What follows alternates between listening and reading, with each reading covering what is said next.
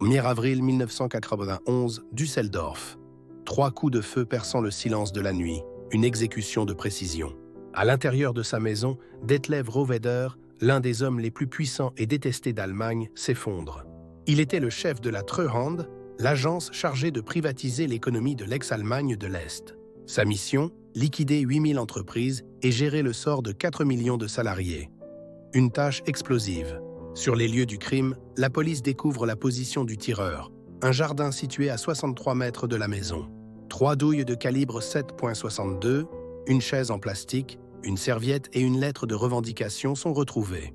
La lettre est signée par la Fraction Armée Rouge, un groupe terroriste d'extrême gauche. Le commando, Ulrich Wessel. L'arme, un fusil de type FN FAL, est la même que celle utilisée lors d'une précédente attaque de la RAF. La piste semble claire. Mais un détail crucial va tout compliquer. Un cheveu est retrouvé sur la serviette. L'analyse ADN est formelle. Il appartient à Wolfgang Grams, un membre connu de la RAF.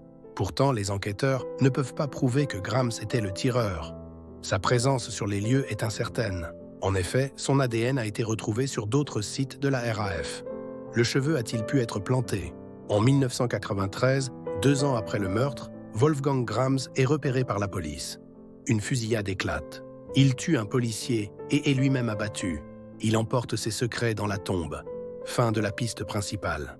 La précision du tir, effectué de nuit, sur une cible en mouvement, intrigue les balisticiens. Ce niveau de compétence est jugé par certains experts comme étant supérieur aux capacités connues de la RAF. Une autre hypothèse, jamais prouvée, refait alors surface, celle de la Stasi, la police secrète est allemande.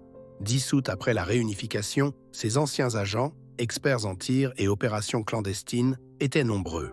Auraient-ils pu manipuler la RAF ou agir pour leur propre compte? Aucune preuve matérielle ne l'a jamais confirmé.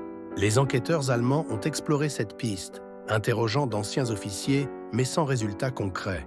D'autres revendications de l'assassinat, jugées non crédibles, ont été reçues au fil des années, ajoutant à la confusion. En 1998, la Fraction Armée Rouge annonce officiellement sa dissolution, rendant l'enquête encore plus difficile. Le fusil du crime n'a jamais été retrouvé. L'identité du tireur ou des tireurs reste une énigme officielle. L'affaire Rohwedder demeure l'un des plus grands mystères de l'Allemagne réunifiée. Un crime politique parfait et jamais élucidé.